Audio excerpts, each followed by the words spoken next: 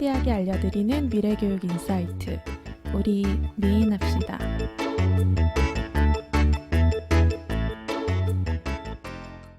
안녕하세요. 저는 교육공학계 차기 셀럽 윤성입니다. 안녕하세요. 저는 크리에이터 장지은입니다. 안녕하세요. 저는 핵인싸 임현진입니다. 안녕하세요. 저는 요정 임지영입니다. 왜? 이제 나 아무 말도 안 했는데? 이제 되게 뻔뻔하다. 되게 자연스럽다. 네. 오늘 저희가 이야기 나눌 주제는 세계 시민 교육을 잡아봤습니다. 저희 지금까지 많은 에피소드들을 다뤄오고 있는데 지금까지 거의 에듀테크 쪽, 테크놀로지에 대한 이야기가 좀 주를 이루는 그런 것들을 많이 이야기를 했던 것 같아요. 근데 오늘은 좀 주제를 말랑말랑한 걸 가지고 왔습니다. 세계 시민 교육이라는 주제를 가지고 왔고요. 왜 그러면 우리가 미래교육 인사이트에서 세계 시민 교육을 다룬다고 생각하세요?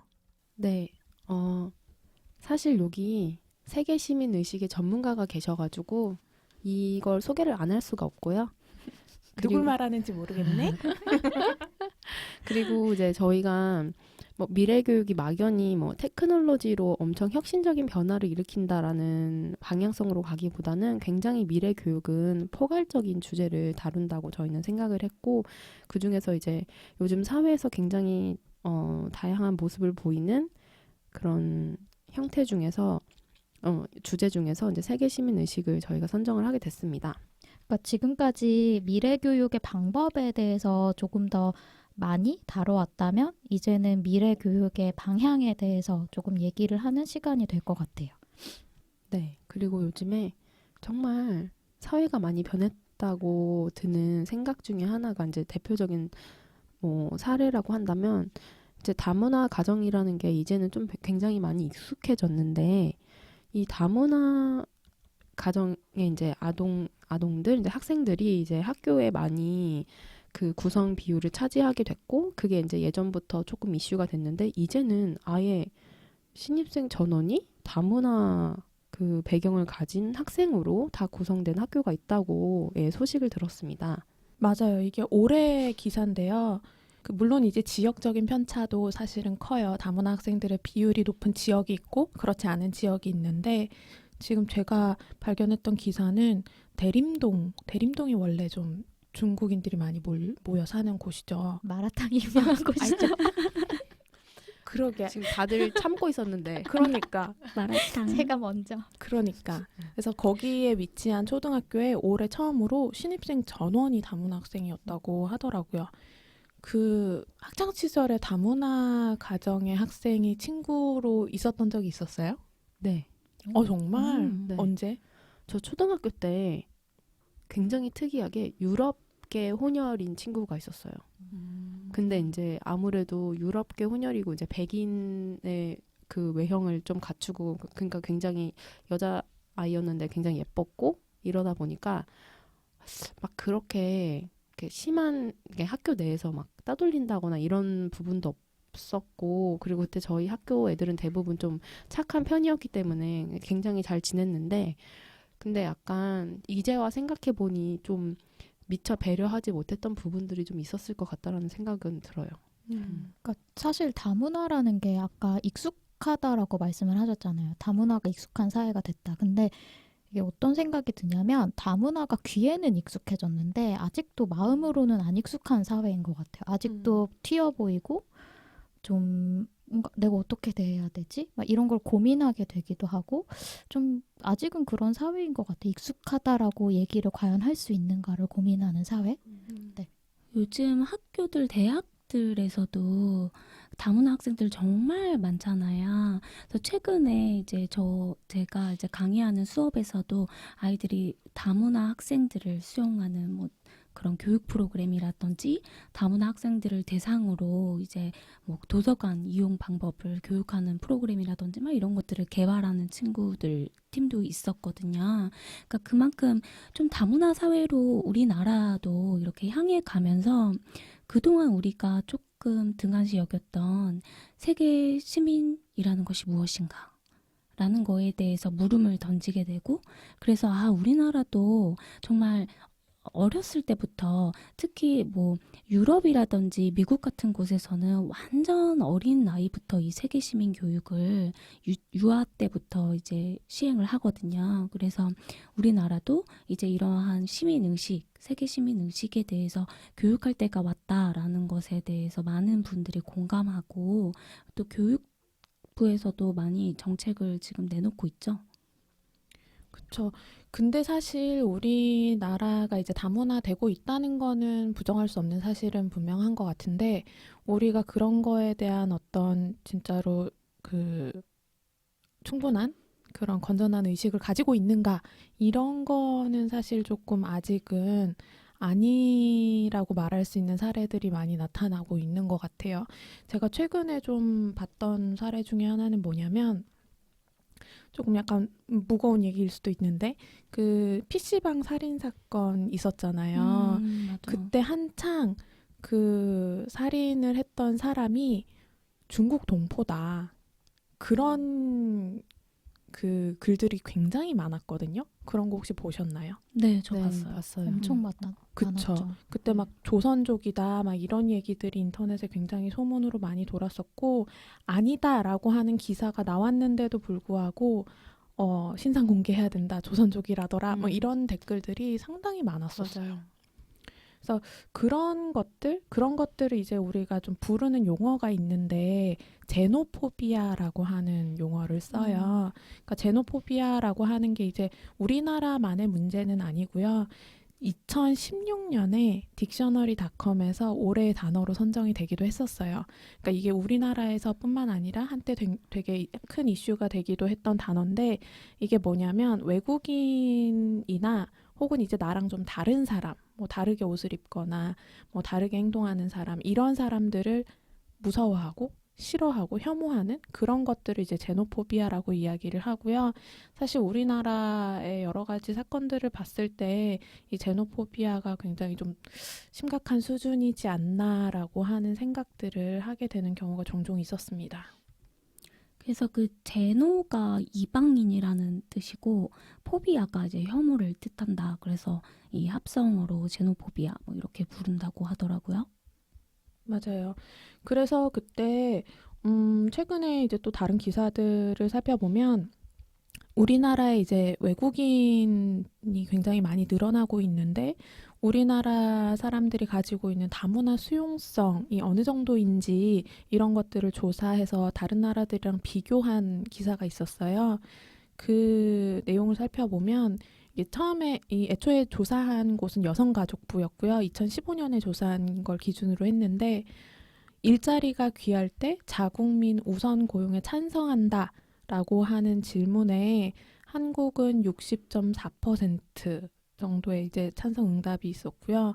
근데 반면에 뭐 미국은 50.5, 독일은 41.5, 스웨덴은 14.5, 이 정도 수준으로 이제 한국이 굉장히 높았고요. 그리고 외국인 노동자나 이민자들을 이웃으로 삼고 싶지 않다라고 하는 질문에도 굉장히 긍정 비율이 다른 나라에 비해서 훨씬 높았고요.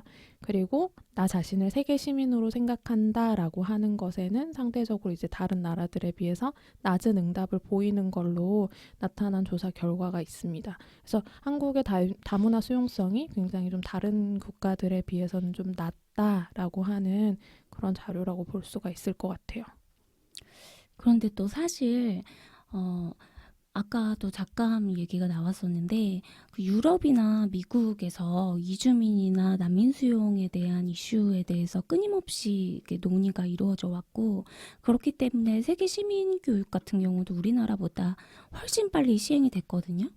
그런데 그럼에도 불구하고 그렇다면 그들이 정말 좋은 성과를 잘 이뤄내고 있는가? 근데 사실 저희 이 트럼프가 당선이 된 거에 대해서 되게 당선 요인에 대해서 여러 가지 분석 요인들이 있지만 그중에 또 크게 다루는 것 중에 하나가 바로 이 반시민교육 정서 때문에 이게 당선이 되게 됐다라는 그런 요인 분석들도 굉장히 많이 이렇게 나왔었거든요. 그만큼 미국인들이 이제는 시민교육, 세계 시민교육에 질려버렸다. 이제 그 트럼프가 주장하는 자국주의적이고 미국 우월주의적인 그런 것이 굉장히 통쾌하고 기분 좋고 해방감을 느끼게 해준다. 뭐 이런 피드백들도 되게 많았었거든요. 맞아요. 그래서 그때 당시에 딕셔너리닷컴에서 제노포비아를 올해의 단어로 선정을 했던 거였거든요. 그래서 지금 세계 시민 의식이라는 거에 대해서 조금 더 이제 명확하게 개념 정리를 하고 가면 좋을 것 같은데요. 물론 지금까지의 얘기들을 통해서 뭔가 이제 다양성을 포용하고 이런 것들을 포함하는 개념이구나라고 하는 거는 이제 짐작을 하셨을 텐데, 사실은 세계 시민 의식이라고 하면은 그것보다는 조금 더 개념이 더 폭넓기는 하거든요.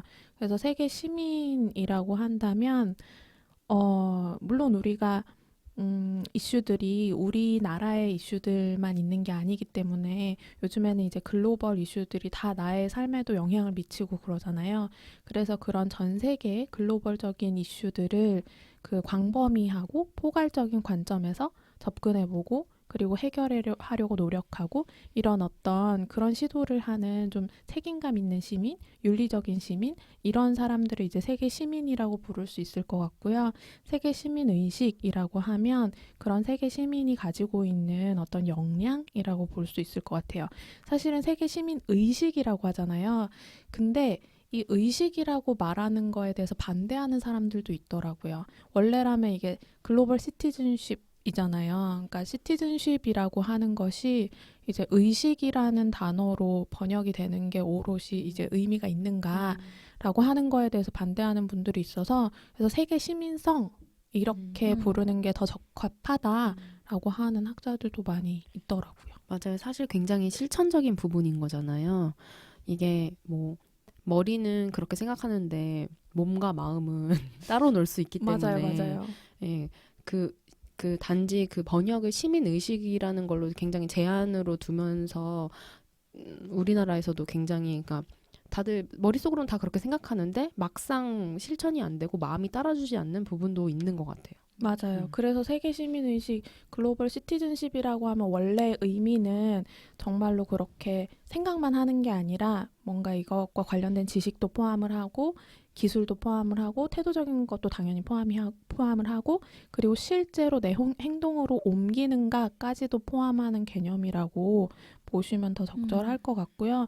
사실은 세계 시민의식이라고 했을 때 조금 그런 것들이 적용되는 영역들 이런 것들을 좀 소개를 해드리면 더 와닿을 것 같습니다. 잠시만요. 우리가 그 얘기 했나요? 여기 전문가가 계시다는. 저희가 했어요? 진짜 누군지 안 밝힌 거 아니야? 그러니까요. 어머. 안 밝혔어요.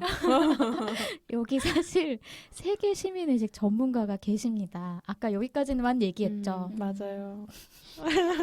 누가 소개해 주실까요? 누구죠? 자기 입으로 말하세요. 아니 진짜 정말 지긋지긋한데요. 아니 지긋지긋하다는 거 공감하지 않아요? 왜냐면은 제가 이거를 박사학위 논문으로 세계 시민 의식을 측정하는 척도를 개발을 했었는데 제가 지금 박사를 졸업한 지 2년이 돼가고 있거든요. 근데 아직도 박사학위 논문이 그렇게 저의 발목을 잡고 있기 때문에 잠깐 그러면 안 전문가 같잖아요. 지긋지긋하다. 그러니까 지긋지긋할 정도로 세계 시민 의식을 팠으나 그러네요. 전문가라고 하기에는 좀 자신이 없는데. 아니 근데 우리나라를 대표해서 그런 관련 컨퍼런스도 다녀오시고 또 이렇게 아주 그 혁혁한 공을 세우시지 않았겠어요? 좀 본인의 일대기를 조금 얘기를 해주시는 게 아니 그러니까 막 여기 이제 들으시는 분들은 자기네들끼리만 전문가라고 하는가 보다 이렇게 생각할 수 있는데 사실 이거 지금 그 국제기구에서 인정을 해주신 거잖아요.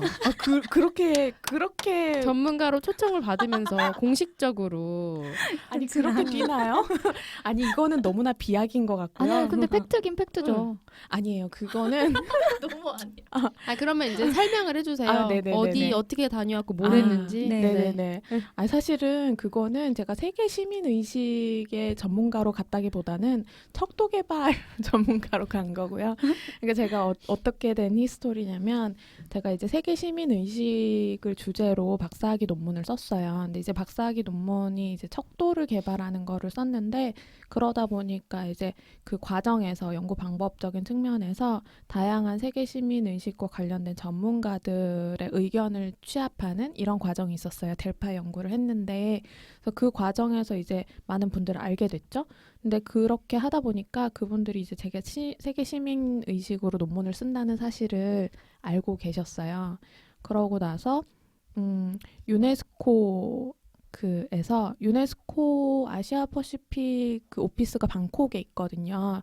거기에 계신 한국인이신데 거기 계신 분이 이제 디지털 시티즌십 관련해서 우리 다음 에피소드에 디지털 시티즌십 다루게 될 텐데 그 디지털 시티즌십 척도 개발과 관련된 컨퍼런스 뭐라 그럴까 미팅?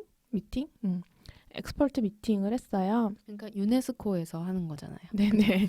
거기서 이제 척도 개발을 어떤 프로세스로 했냐 이거를 좀 소개해달라고 하셔서 그래서 잠깐 갔다 왔고요. 사실은 그 프로젝트는 지금 지영님이 이어서 여러 작업들을 하고 있어서 요거는 또 이제 나중에 디지털 시티즌십 다룰 때 더 썰을 풀어봅시다. 네. 어쨌든 저는 이제 세계 시민 의식으로 박사학위 논문을 썼다는 건 팩트고요.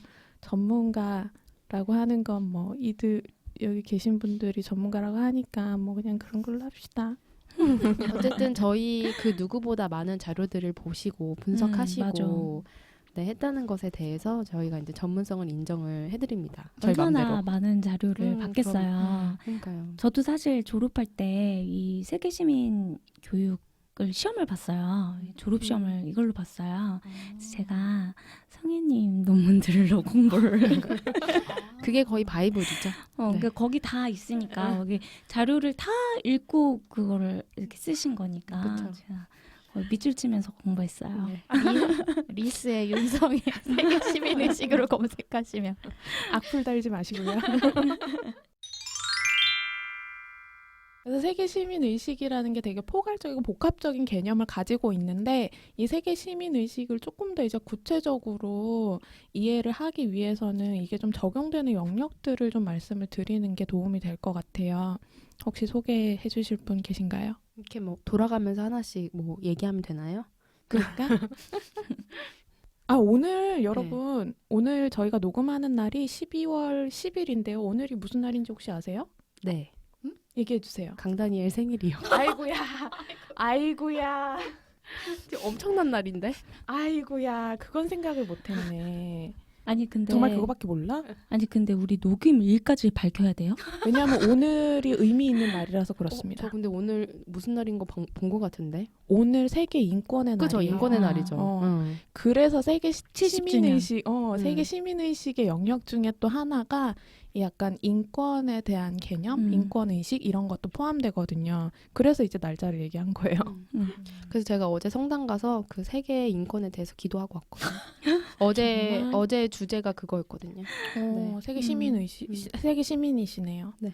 그리고 또 이제 다른 개념들, 우리가 또 앞에서 계속 얘기했던 어떤 다문화에 대한 감수성, 다양성에 대한 포용 이런 것도 당연히 포함이 되고요. 그 외에도 또 많이 다루고 있는 이슈가 환경이에요. 저는 정말 이거 얘기하고 싶어요. 맞아. 네, 기후 변화에 따라서 지금 우리나라에서 막 미세먼지, 초미세먼지가 엄청나게 많은데 이게 저희는 그냥 막연히 다 막 중국 때문이다 막 이렇게 얘기를 하지만 이게 기후 변화로 인해서 이제 모 전문가의 얘기에 의하면 북극 제트 기류가 내려와서 이제 그 뭐 기류가 변화해서 지금 대한민국의 공기의 그 순환이 안 되면서 이게 계속 이제 심각해지고 있다 이런 얘기를 하더라고요. 그러니까 결국 이거는 우리의 문제고 세계의 문제인데 그냥 막연하게 지금 다 중국 때문이다 이렇게 하고 있는 거다라고 누가 그렇게 지적을 해줘서 저도 그때 약간 좀 이렇게 좀 반성을 했거든요. 그것뿐만이 아니라 또 플라스틱 이슈가 있죠. 맞아요. 그것도 또 맞아. 중국이에요. 중국 그 다큐멘터리를 만들어서 이제 중국에서 그거 보고 또 화가 나가지고 이제 더 이상 플라스틱을 이제 수입하지 않겠다라고 하면서 이 문제가 완전 전 세계적으로 지금 퍼져서 맞아요. 이 플라스틱 문제를 어떻게 해결할 것인가에 대해서 되게 많이 논의를 하고 있죠. 이 환경 문제에 대해서.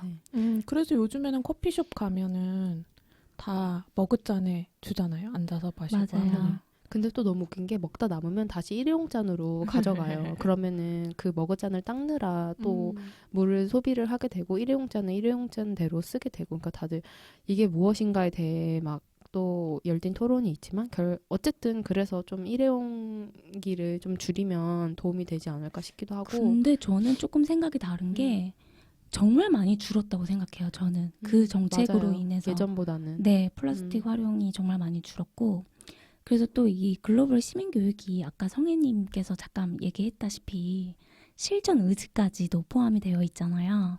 그래서 제가 최근에 뭐를 구입했냐면 텀블러인데 그 텀블러를 아주 대용량으로 구입했고 그리고 또 장바구니 네, 그 장바구니가 이렇게 접히면 조그마한 인형 안에 들어갔는데 너무 예뻐요. 그 맞아요, 고양이 장바구니 제가 다음에 자랑할게요. 그래서 그것도 있고 차에 지금 있는데 그리고 또 하나 더 추가적으로 구입한 게 있어요. 종이 빨대 구입했어요. 저도 요즘에 그거 굉장히 관심이 많아요. 쓸만한가요? 너무 예뻐요. 음. 너무 예쁘고 물론 기존에 우리가 쓰던 그 플라스틱 빨대 있잖아요. 그것만큼 튼튼하지 않고 이게 종이기 때문에 물론 코팅이 되어 있기는 하지만 이렇게 흐물떡거리긴 해요. 그리고 특히 씹는 버릇이 있는 사람들 있잖아요. 이 빨대를 그거 절대 안 돼요. 그렇게 하시면 안 돼요. 근데 그렇기는 하지만 예쁘기도 너무 예쁘고 되게 쓸만해요. 그래서 그거 잘 쓰고 있고 저는 사실 이렇게 유아들 이렇게 노는 놀이 활동 같은 거 할 때도 원래 빨대를 정말 많이 쓰거든요. 그래서 빨대로 이렇게 뭐든지 이렇게 만들어 볼 수 있게끔 빨대를 이렇게 많이 주는데 그것도 싹 다 이제 더 이상 안 사고 싹 다 종이 빨대로 바꿨어요. 네, 저도 최근에 나름 실천을 한다고 텀블러를 사고 그다음에 스테인레스 빨대가 같이 있는 걸 샀거든요. 근데 불량인 거예요. 그래가지고 너무 속상하고 그게 메이드 인 차이나였거든요. 교환 안 받으셨어요? 네. 일단 그 교환 받을 수 없는 그런 곳이어가지고 네 그냥 머그컵을 사용하고 있습니다. 사실은 그 스테인레스 빨대 있잖아요. 저도 그거 사실 처음에 먼저 그걸 썼거든요. 원래 좋긴 그게 더 좋잖아요. 근데 그거를 이렇게 빨대에 이렇게 솔이 있어가지고 그걸로 이렇게 맨날 이렇게 닦아야 되거든요. 근데 저는 왠지 이렇게 약간 찝찝한 느낌이 자꾸 들어요. 그래가지고 바꿨어요. 그리고 스테인레스 빨대여가지고 먹을 때 자꾸 쇠 맛이 나요. 맞아.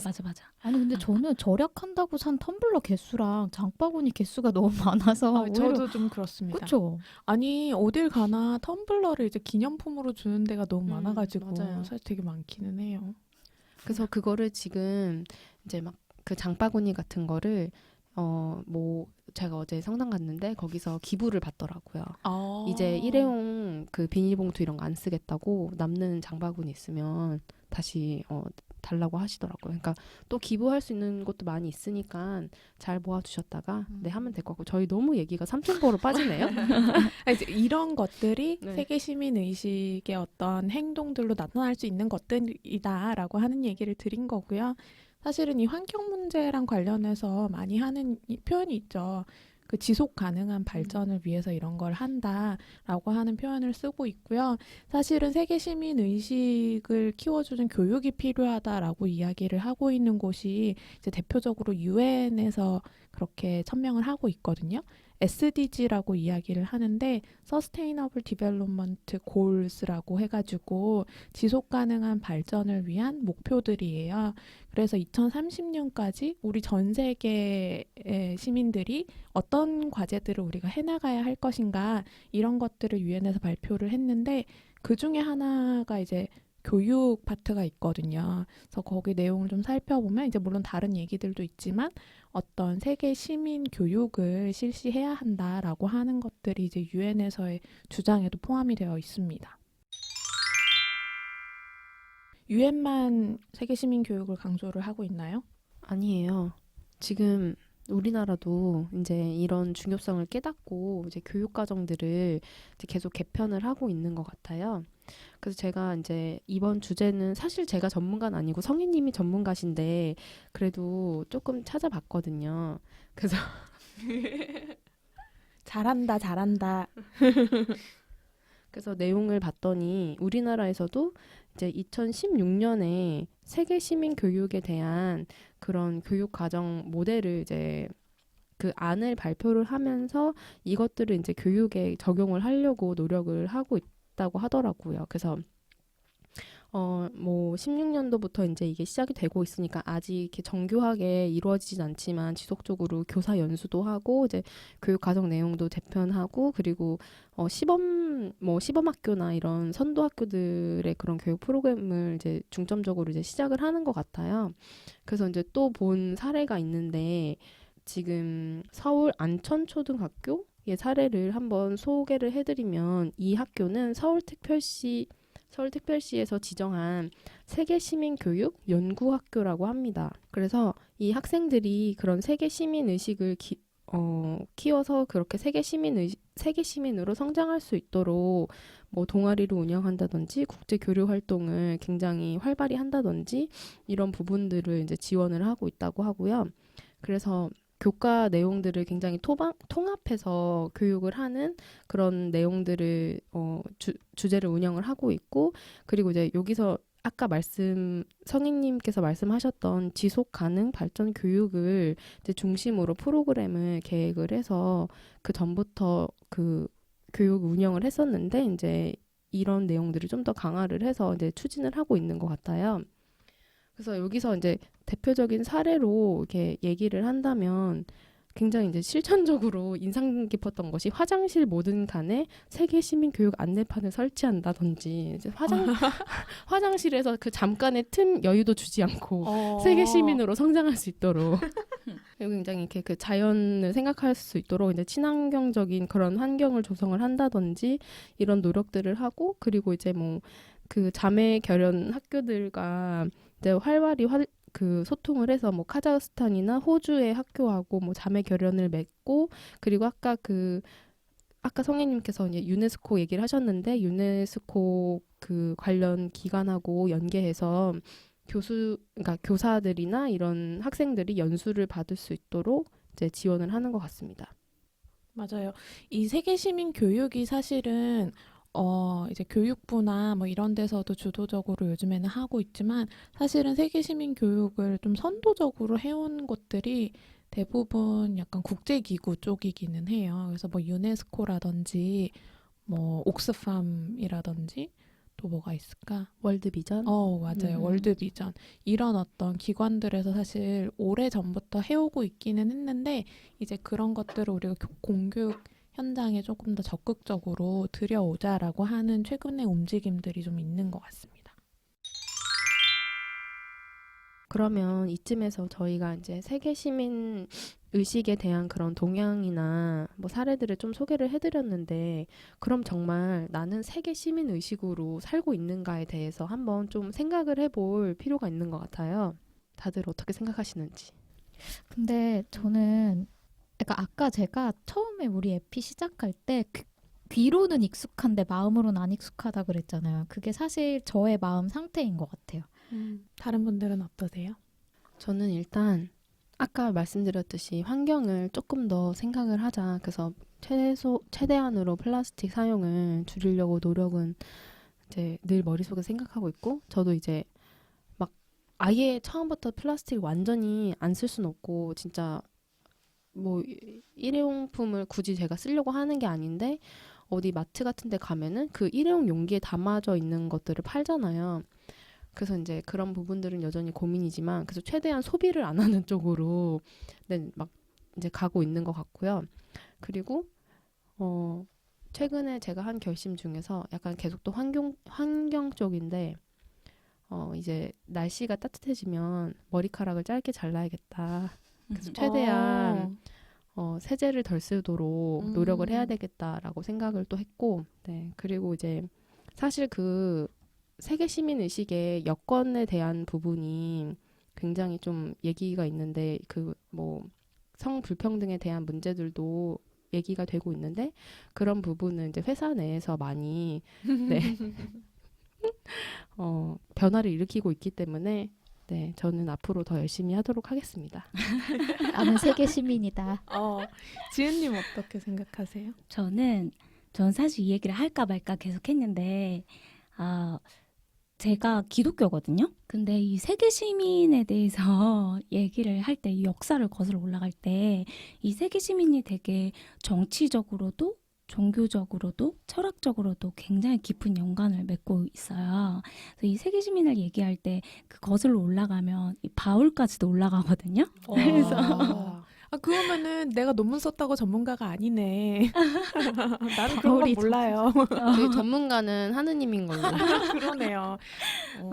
그래서 바울이 약간 그런 정치적인 그 약간 정치인이에요. 그래서 그 이방인이나 거류민, 유대인 이런 사람들이 모두 동료 시민이고 공통적인 시민권을 갖는다라고 이야기를 했어요. 그래서 세계 시민적인 공동체를 형성하고 그 성경에는 뭐라고 나오냐면 자유민들의 공회 를 열었어요. 이게 바로 우리가 지금 말하는 그 세계 시민적 공동체의 그 출발이다 뭐 이렇게 보거든요.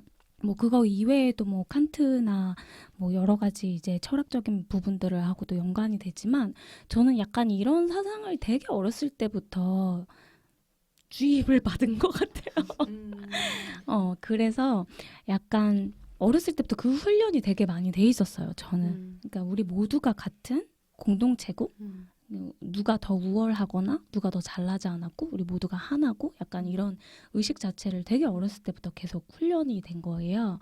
그래서 그런 것들을 되게 실천하려고 또 노력을 사실 많이 해요. 그래서 아까 전에도 뭐 환경적으로는 뭐 그런 것들도 많이 노력을 하고 있고 약간 국제적인 이슈들에도 좀 관심이 많은 편이고요.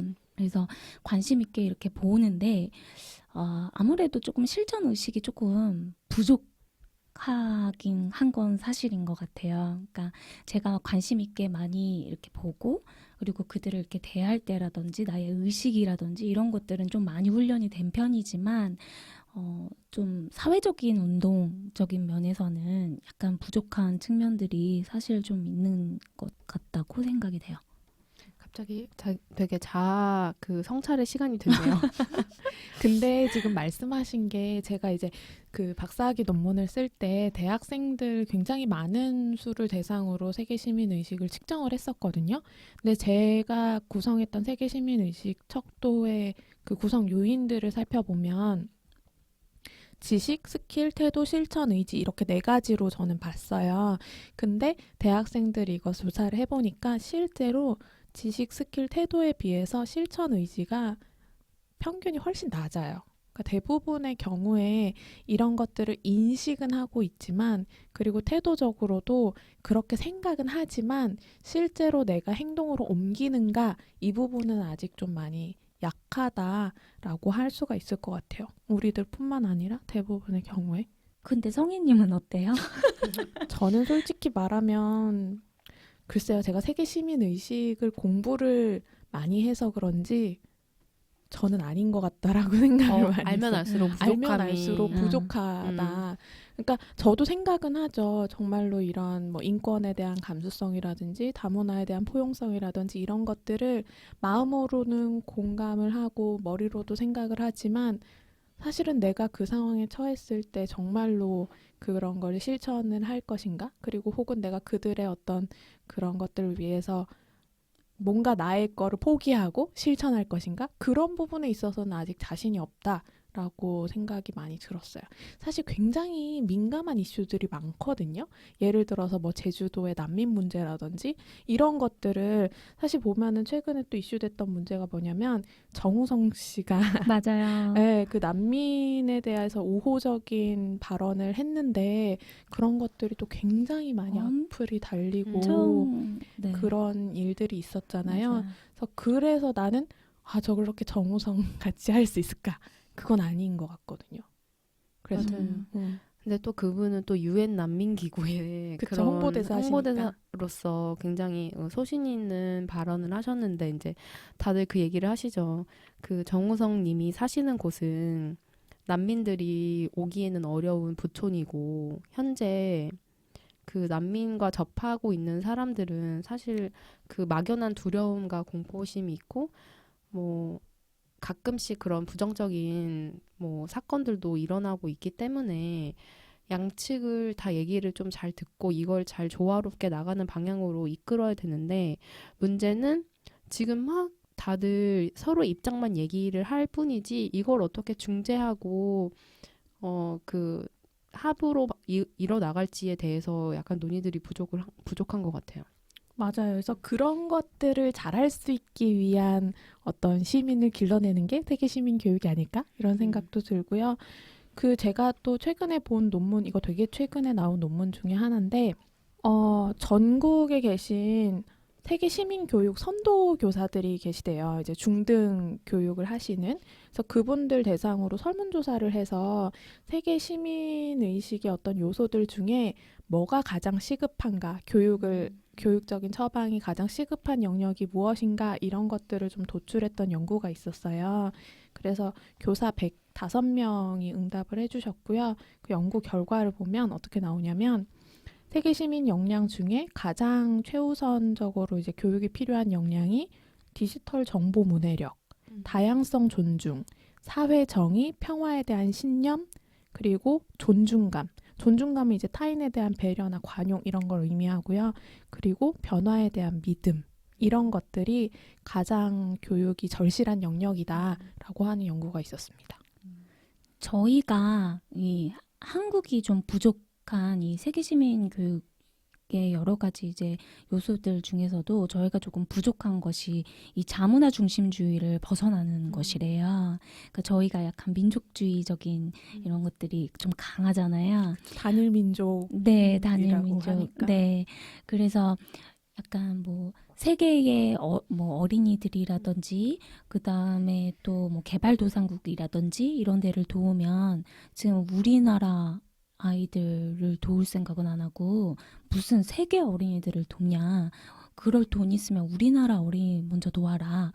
라는 뭐 약간 이런 의식 자체가 사실 굉장히 자문화 중심주의적인 그런 의식이거든요. 근데 그러니까 사실을 우리는 대한민국의 국민이기도 하지만 세계의 시민이기도 한 것을 동시에 사실 바라보면서 나아가야 하는데 약간 여러 가지 이슈들에 대해서 그 부분이 되게 발목을 많이 잡는데요.